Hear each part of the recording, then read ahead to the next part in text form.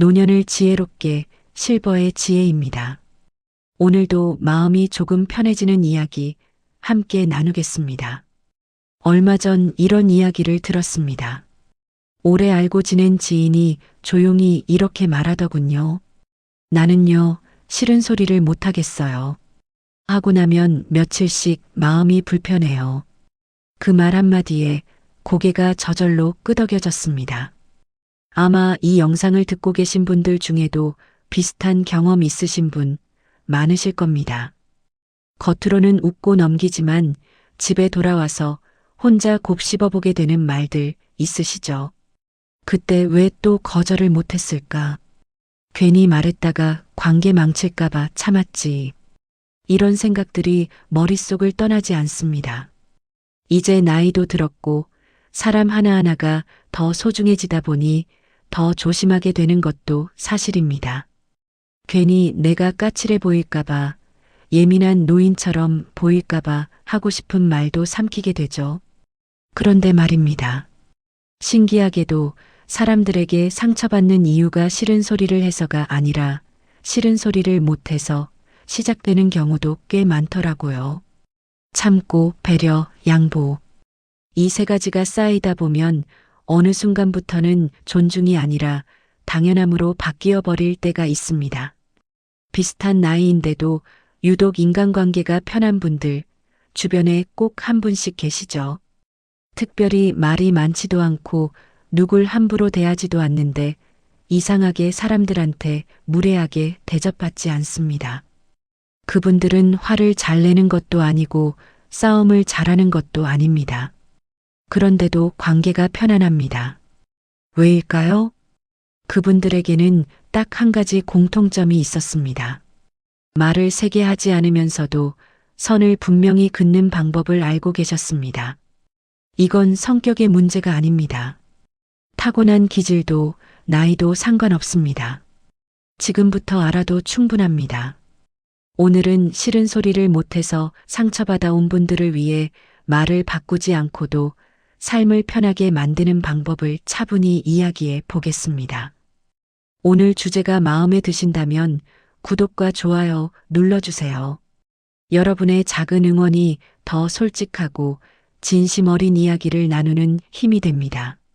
먼저 우리가 무심코 하는 말 중에서 관계를 힘들게 만드는 습관들을 살펴보겠습니다. 첫 번째는 괜찮아요를 너무 쉽게 말하는 것입니다. 싫은 소리를 못하는 사람들이 가장 많이 하는 말이 바로 이 말이거든요. 동네에서 봉사를 오래 해오신 한 분 이야기입니다. 이분은 정말 성실하고 따뜻한 분이셨습니다. 복지관에서나 경로당에서나 누가 부탁만 하면 늘 이렇게 말씀하셨습니다. 괜찮아요. 제가 하면 되죠. 이 정도야 뭐. 처음엔 다들 고마워했습니다. 참 좋은 분이시네요. 정말 감사합니다. 이런 말들이 돌아왔죠. 그분도 뿌듯해 하셨습니다. 누군가에게 도움이 된다는 게 좋았고 필요한 사람이 된 것 같아서 기분이 좋았습니다. 그런데 어느 순간부터 변화가 생겼습니다. 연락은 부탁할 때만 오기 시작했습니다. 이번에도 좀 도와주실 수 있으세요? 저번처럼만 해주시면 돼요. 처음에 고마움은 어디론가 사라지고 당연하다는 듯한 태도만 남았습니다. 그분은 점점 지쳐갔습니다. 거절하고 싶었지만 이미 너무 많이 괜찮아요라고 말해왔던 터라 이제 와서 거절하기도 어색했습니다. 전에는 괜찮다고 하셨잖아요. 이런 말이 돌아올 것 같았거든요. 결국 그분은 몸이 아파서 병원에 입원하고 나서야 그 관계들로부터 벗어날 수 있었습니다. 심리학에서는 이를 자기 경계 희석 현상이라고 부릅니다. 자주 양보하는 사람일수록 상대는 그 경계를 점점 덜 의식하게 된다고 하더라고요. 이건 상대가 나쁜 사람이어서가 아닙니다. 사람의 뇌가 그렇게 작동하기 때문입니다. 처음에 누군가 우리에게 호의를 베풀면 우리는 감사함을 느낍니다. 그런데 그 호의가 반복되면 뇌는 그걸 이 사람의 평소 모습으로 인식하기 시작합니다. 그래서 감사함이 익숙함으로 바뀌고 익숙함은 다시 당연함으로 바뀌는 겁니다. 이 과정은 아주 자연스럽게 일어납니다. 상대가 의도적으로 그러는 게 아니에요. 우리 뇌가 효율성을 위해 그렇게 설계되어 있는 겁니다. 반복되는 일은 더 이상 특별한 일로 인식하지 않도록 말이죠. 그러니 문제는 상대방이 아니라 우리가 너무 쉽게 괜찮아요라고 말하는 습관에 있는 것 같습니다. 물론 처음엔 정말 괜찮았을 겁니다. 도움을 주고 싶었고 거절하기가 미안했을 수도 있고요. 하지만 매번 그렇게 말하다 보면 상대는 우리의 한계를 알 수가 없습니다. 그럼 어떻게 해야 할까요? 괜찮아요라는 말을 무조건 하지 말라는 게 아닙니다. 정말 괜찮을 때는 해도 됩니다. 다만 괜찮지 않은데도 괜찮아요라고 말하는 습관을 조금씩 줄여가는 겁니다. 예를 들어 볼게요. 누군가 이번 주말에 시간 좀 내주실 수 있으세요? 라고 묻습니다. 예전 같으면 네, 괜찮아요라고 바로 답했을 겁니다. 하지만 이제는 잠깐 생각해 보세요. 정말 괜찮은가요? 그 시간에 쉬고 싶지는 않나요? 다른 계획이 있지는 않나요? 만약 괜찮지 않다면 이렇게 말할 수 있습니다. 이번 주말은 제가 개인적인 일정이 있어서요. 요즘 좀 피곤해서 쉬어야 할 것 같아요. 이렇게 말하는 게 거짓말이 아닙니다. 쉬고 싶은 것도 개인적인 일정이고 피곤한 건 사실이니까요. 처음엔 이렇게 말하는 게 어색할 겁니다. 마음도 불편하고 상대가 서운해할까봐 걱정도 되고요. 하지만 몇 번 해보면 알게 됩니다. 생각보다 관계가 나빠지지 않는다는 걸요. 오히려 상대도 이 사람도 자기 시간이 필요하구나라고 이해하게 됩니다. 관계에서 중요한 건 얼마나 착하냐가 아니라 어디까지가 나인지 보여주는 게 아닐까 싶습니다. 내가 어디까지 할 수 있고 어디부터는 어려운지를 분명히 하는 거죠. 그래야 상대도 나를 존중할 수 있습니다. 괜찮아요를 줄이는 것만으로도 관계는 훨씬 가벼워집니다. 상대도 편하고 나도 편합니다. 서로의 경계를 알고 있으니까요. 그게 건강한 관계의 시작이 아닐까 싶습니다. 싫은 소리를 못하는 사람들의 두 번째 습관은 거절할 때 이유를 길게 설명하는 것입니다. 미안한 마음에 변명처럼 이유를 늘어놓다 보면 오히려 관계가 더 복잡해지는 경우가 많습니다. 제가 왜 못하냐면요. 사실 요즘 허리가 안 좋아서요. 그리고 다음 주에 병원 예약도 잡혀 있고 며느리한테도 도와줘야 한다고 했거든요. 그래서 이번엔 정말 어려울 것 같아요. 거절을 하면서도 이유를 길게 설명하느라 오히려 더 지치신 적 있으시죠? 저도 그랬습니다.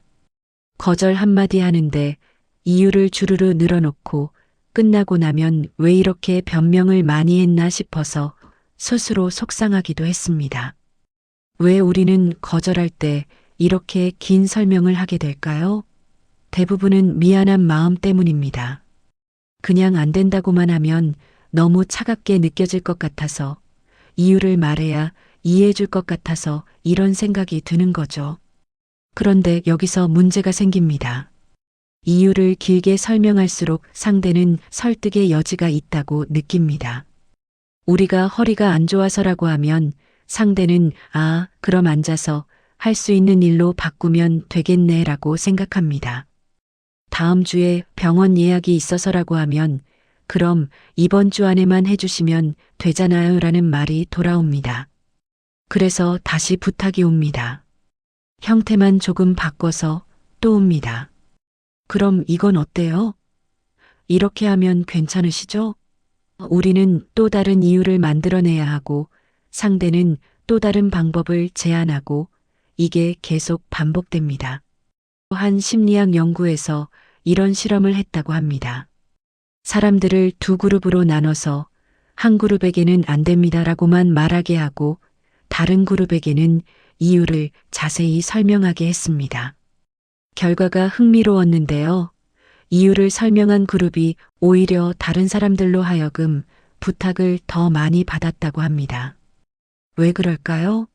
이유를 설명하는 순간 그건 대화의 출발점이 되기 때문입니다. 상대는 그 이유를 해결하면 된다고 생각합니다. 반면에 안 됩니다라고만 말하면 대화의 종결점이 됩니다. 더 이상 논의할 게 없는 거죠. 물론 가까운 사람에게는 이유를 설명하는 게 예의일 수 있습니다. 가족이나 절친한 친구에게 안 되라고만 하면 서운해할 수도 있으니까요. 하지만 그렇게 가깝지 않은 사람, 계속 부탁만 하는 사람에게까지 긴 설명을 할 필요는 없는 것 같습니다. 그럼 어떻게 말해야 할까요? 간단합니다. 지금은 어렵습니다. 이 한 문장이면 충분합니다. 상대가 왜요? 라고 물으면 개인적인 사정이 있어서요 라고 덧붙이면 됩니다.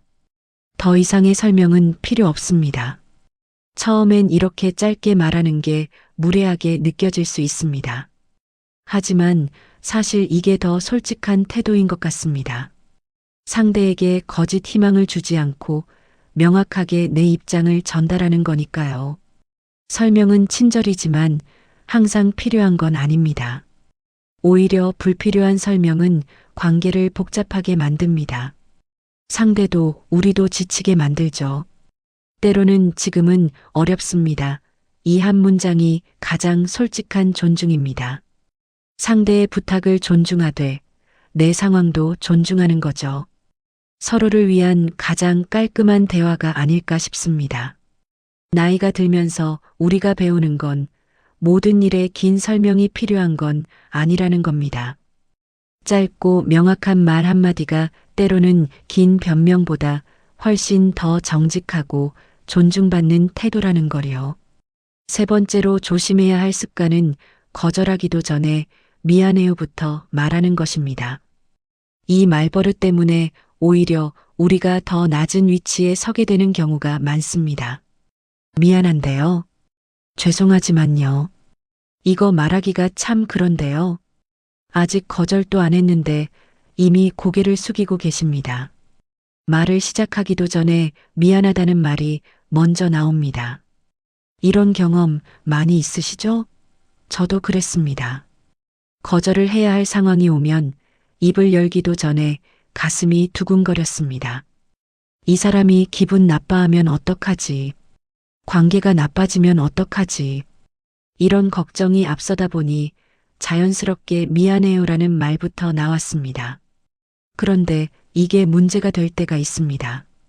사람의 뇌는 미안하다는 말을 들으면 상대가 잘못한 사람으로 인식한다고 하더라고요. 우리가 의도한 건 거절해서 미안해요인데 상대가 듣는 건 내가 뭔가 잘못했구나가 되는 겁니다. 뇌과학적으로 보면 사과의 언어는 권력 관계를 만든다고 합니다. 사과하는 사람이 아래, 사과받는 사람이 위에 위치하게 되는 거죠.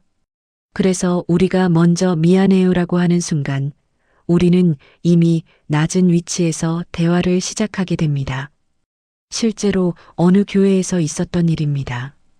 한 집사님이 매번 봉사를 부탁받을 때마다 미안한데 이번엔 좀 어려워요라고 말씀하셨습니다. 그런데 신기하게도 다음 주에 또 부탁이 왔습니다. 그분이 왜 자꾸 부탁을 받는지 이해가 안 됐는데 나중에 알고 보니 말투 때문이었습니다.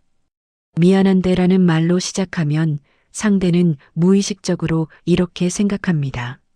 아, 이분이 미안해 하시네. 그럼 다음엔 해주실 수도 있겠구나. 우리는 거절하는 건데 상대는 가능성을 보는 겁니다. 반대로 어느 권사님은 이렇게 말씀하셨습니다. 이번 주는 제가 시간을 낼 수가 없어요. 미안하다는 말 없이 담담하게 사실만 전달했습니다. 그랬더니 신기하게도 그 다음부터는 부탁이 줄어들었다고 합니다. 왜 그럴까요? 미안해요가 없으면 상대는 이게 최종 결정이라고 받아들입니다. 흔들릴 여지가 없다고 느끼는 거죠. 오히려 그게 더 명확하고 더 존중받는 태도입니다. 물론 모든 상황에서 미안하다는 말을 하지 말라는 건 아닙니다. 정말 우리가 잘못했을 때, 상대에게 불편을 끼쳤을 때는 당연히 사과해야 합니다. 하지만 거절 자체는 잘못이 아닙니다. 내 상황을 솔직하게 말하는 것뿐이죠. 그럼 미안하다는 말 대신 뭐라고 해야 할까요? 그냥 사실만 말하면 됩니다. 이번 주는 제가 시간이 없어요. 지금은 도와드리기 어려워요. 제 상황이 그렇게 되지 않아요. 이렇게요. 처음엔 이렇게 말하는 게 무뚝뚝하게 느껴질 수 있습니다. 하지만 실제로는 이게 더 정직하고 깔끔한 태도인 것 같습니다. 상대에게 혼란을 주지 않고 내 입장을 분명히 하는 거니까요. 거절은 잘못이 아닙니다. 선택일 뿐입니다. 우리는 모든 부탁을 들어줄 의무가 없습니다. 우리에게도 우리의 시간이 있고 우리의 한계가 있습니다. 그걸 솔직하게 말하는 게 잘못일 리 없습니다. 고개를 숙이지 않아도 존중은 충분히 전달됩니다. 오히려 당당하게 내 입장을 말할 때 상대도 나를 더 존중하게 되는 것 같습니다. 아, 이분은 자기 삶을 소중히 여기시는구나 라고 느끼는 거죠. 그러니 다음번에 거절할 일이 생기면 미안해요부터 말하지 마세요. 대신 침착하게 사실을 말해보세요. 그게 나를 지키는 첫걸음입니다. 이제부터는 관계를 편하게 만드는 말과 태도를 알아보겠습니다. 싫은 소리를 하지 않으면서도 나를 지킬 수 있는 방법들입니다. 네 번째는 지금은 내 할 일이 먼저입니다라고 말하는 것입니다. 처음 이 말을 꺼냈을 때 마음이 참 불편했습니다. 오랜 지인이 부탁을 했는데 지금은 제가 먼저 할 일이 있어서요라고 말하고 나니 괜히 제가 이기적인 사람이 된 것 같았습니다. 전화를 끊고 나서도 한참을 마음이 불편했습니다. 그런데 놀랍게도 상대는 아무 말도 하지 않았습니다. 그러세요? 알겠습니다 하고 담담하게 받아들이더군요. 제가 혼자 걱정하고 혼자 미안해하고 있었던 겁니다. 그 이후로 몇 번 더 이 말을 써봤습니다. 이번 주는 제 계획이 있어서요. 지금은 제가 집중해야 할 일이 있어요. 신기하게도 사람들은 이 말을 들으면 더 이상 설득하려 하지 않았습니다. 왜 그럴까요? 이 말에는 감정도 변명도 없습니다. 단순한 사실 전달입니다. 지금 내 삶에서 우선순위는 이거다라는 걸 명확하게 보여주는 거죠. 그래서 반박할 틈이 없습니다. 심리학자들이 연구한 바에 따르면 사람들은 명확한 우선순위를 가진 사람을 더 존중한다고 합니다. 바빠서 안 돼요 보다 제 일정이 먼저예요 라고 말할 때 상대는 이 사람이 자기 삶을 주도적으로 살고 있다고 느낀다고 하더라고요. 예를 들어볼게요. 동네 부녀회에서 행사 준비를 도와달라는 부탁이 왔습니다. 예전 같으면 아이고, 그날은 좀 바빠서요 하고 얼버무렸을 겁니다. 그럼 다른 날은 괜찮으세요? 이런 식으로 대화가 이어집니다. 하지만 이제는 이렇게 말합니다. 그 주는 제가 개인적으로 계획해둔 일이 있어서요. 그러면 대화가 거기서 끝납니다. 상대도 아, 그러시군요 하고 다른 사람을 찾아갑니다. 이 말의 핵심은 나를 중심에 두는 겁니다.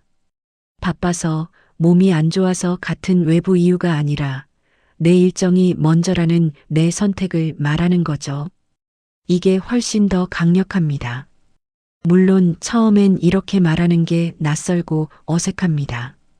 평생 남의 일을 먼저 생각하고 나는 나중으로 미뤄왔는데 갑자기 내 일정이 먼저라고 말하는 게 쉽지 않죠. 죄책감도 들고 이기적인 것 같기도 하고요. 하지만 생각해 보세요. 내 삶을 먼저 챙긴다고 이기적인 사람이 되는 건 아닙니다. 오히려 관계가 오래 갑니다. 왜냐하면 제가 지치지 않으니까요. 억지로 도와주다가 나중에 폭발하는 것보다 처음부터 내 한계를 분명히 하는 게 훨씬 건강한 관계입니다. 실제로 한 할머니께서 이런 말씀을 하셨습니다. 전에는 손주들이 오면 무조건 봐줬어요. 아프든 피곤하든 말도 못하고요. 그런데 요즘은 할머니 이번 주는 병원 다녀와야 해서 안 되겠다. 이렇게 말해요. 그랬더니 애들도 이해하더라고요. 오히려 할머니 무리하지 마세요. 이러면서요. 이 할머니처럼 우리가 먼저 우리 자신을 존중해야 남들도 우리를 존중합니다. 지금은 내 할 일이 먼저입니다라고 말하는 건 나를 존중하는 말입니다. 그리고 그 존중은 상대에게도 전달됩니다. 내 삶을 먼저 챙긴다고 이기적인 사람이 되지는 않습니다. 오히려 관계가 오래갑니다. 서로의 삶을 존중하면서 만나는 관계가 되는 거니까요. 5번째 방법은 의견이 다를 때 조용히 내 생각을 말하는 것입니다.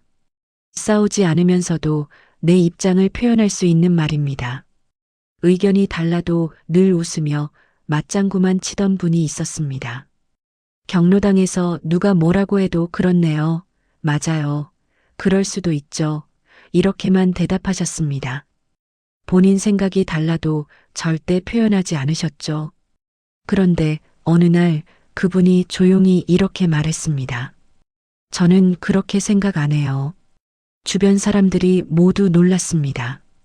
평소에 항상 동의만 하던 분이 처음으로 다른 의견을 낸 거니까요.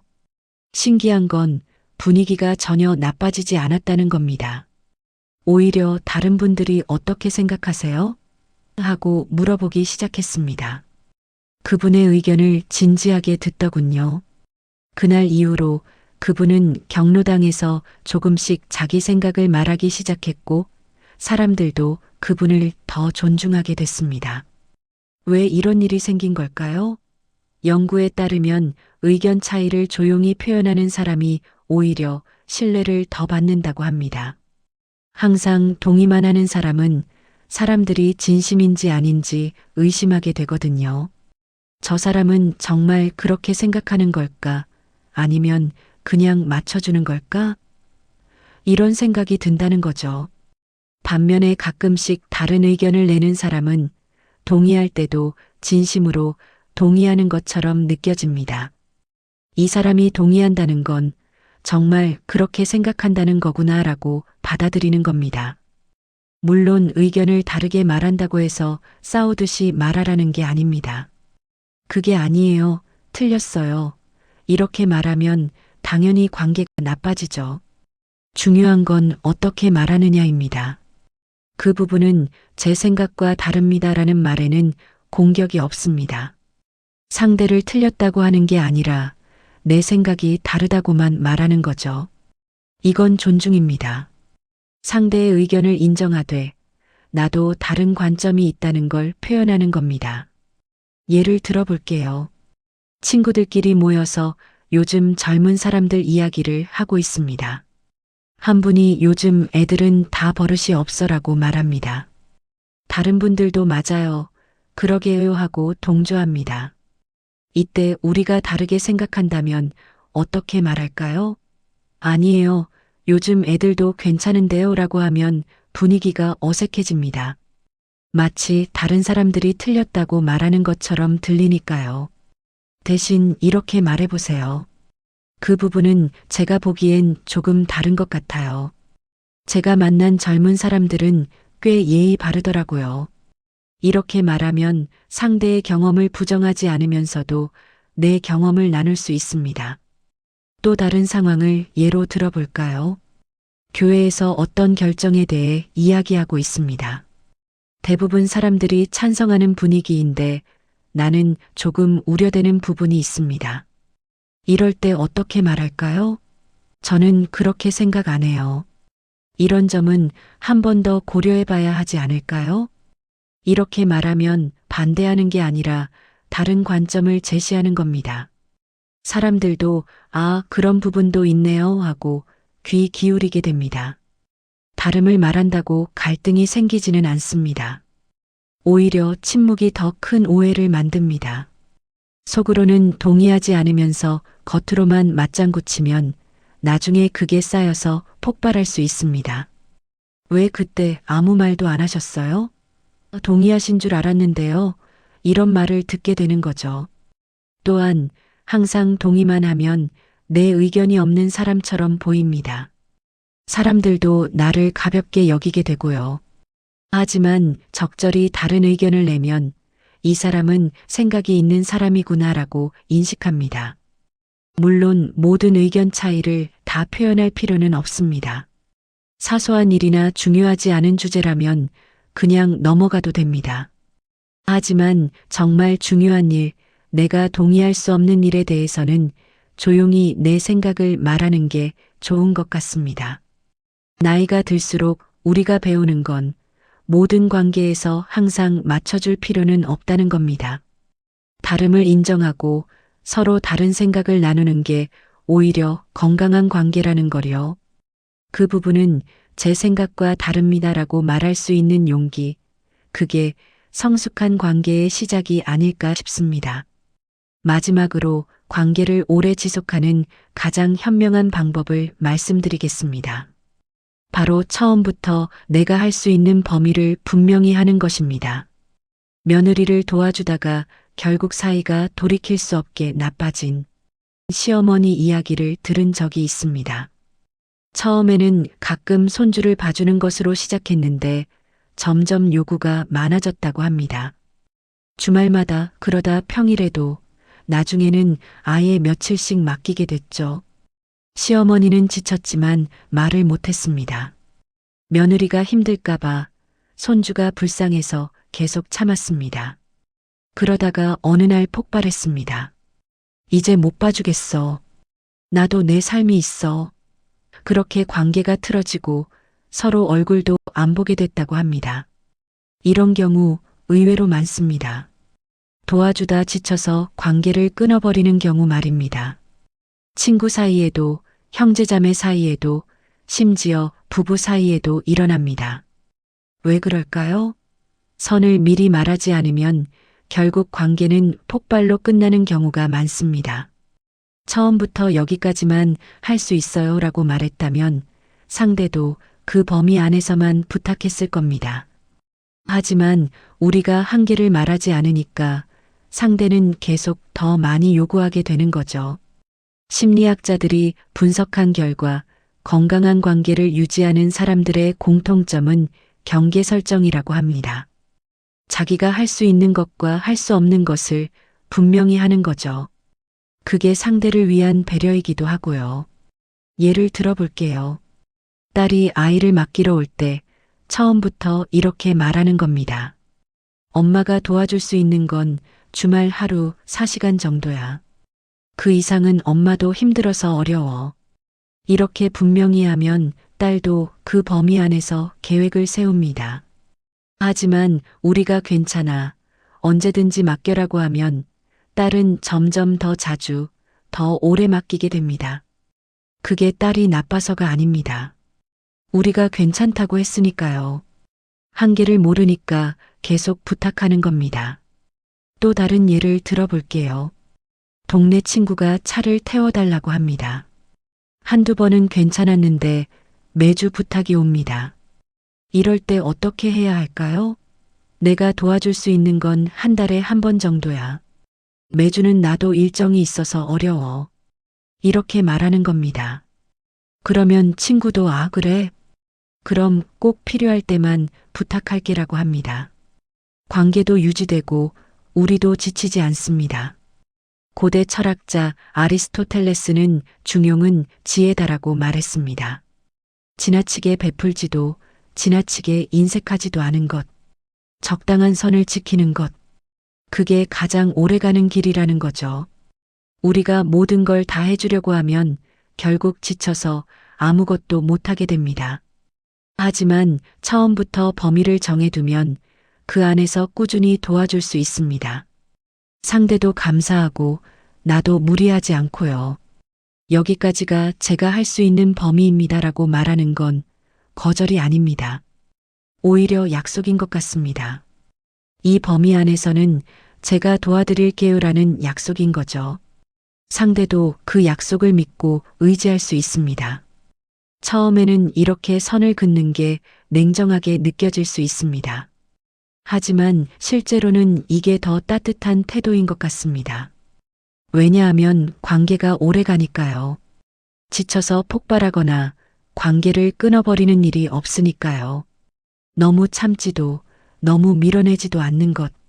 내가 할 수 있는 만큼만 하고 그 범위를 분명히 하는 것. 그게 가장 오래가는 길이 아닐까 싶습니다. 아리스토텔레스가 말한 중용의 지혜가 바로 이게 아닐까 합니다. 오늘 이야기를 들으며 마음이 조금은 가벼워지셨다면 좋겠습니다. 우리는 평생 착하게 살아왔습니다. 남을 배려하고 양보하고 참아왔습니다. 그게 옳은 일이라고 배웠고 그렇게 살아왔습니다. 하지만 이제는 조금 달라져도 되는 것 같습니다. 착한 사람이 되는 것과 나를 지키는 것, 이 둘은 반대가 아닙니다. 오히려 나를 지킬 때 더 건강하게 남을 도울 수 있습니다. 지치지 않고 억울하지 않게 진심으로 도울 수 있는 겁니다. 오늘 나눈 6가지 이야기를 기억해 주세요. 괜찮아요를 조금 줄이는 것, 설명을 길게 하지 않는 것, 미안함부터 앞세우지 않는 것, 제 할 일이 먼저입니다라고 말하는 것, 저는 그렇게 생각 안 합니다라고 표현하는 것, 여기까지가 제 범위입니다라고 선을 긋는 것, 이 중에서 딱 하나만 오늘부터 실천해 보시면 어떨까요? 한 번에 다 바꾸려고 하지 마시고 하나씩 천천히 해보시면 됩니다. 처음엔 어색하고 불편할 겁니다. 하지만 몇 번 해보시면 알게 될 겁니다. 생각보다 관계가 나빠지지 않는다는 걸요. 오히려 더 편해진다는 걸요. 이제는 모든 사람에게 잘 보이기보다 나 자신을 지키는 관계가 필요한 때가 아닐까 싶습니다. 나를 소중히 여기는 사람들과 서로 존중하면서 만나는 관계 말입니다. 그런 관계 속에서 우리는 더 편안하고 더 행복할 수 있습니다. 나이가 들수록 우리에게 필요한 건 많은 사람이 아니라 편한 사람입니다. 억지로 맞추지 않아도 되고 참지 않아도 되는 사람들. 그런 관계를 만들어가는 게 이 나이의 지혜가 아닐까 싶습니다. 오늘 영상이 도움되셨다면 구독과 좋아요 부탁드립니다. 앞으로도 여러분께 꼭 필요하고 도움되는 정보로 찾아뵙겠습니다. 오늘보다 내일이 조금 더 편안하시길 바랍니다. 지금까지 실버의 지혜였습니다.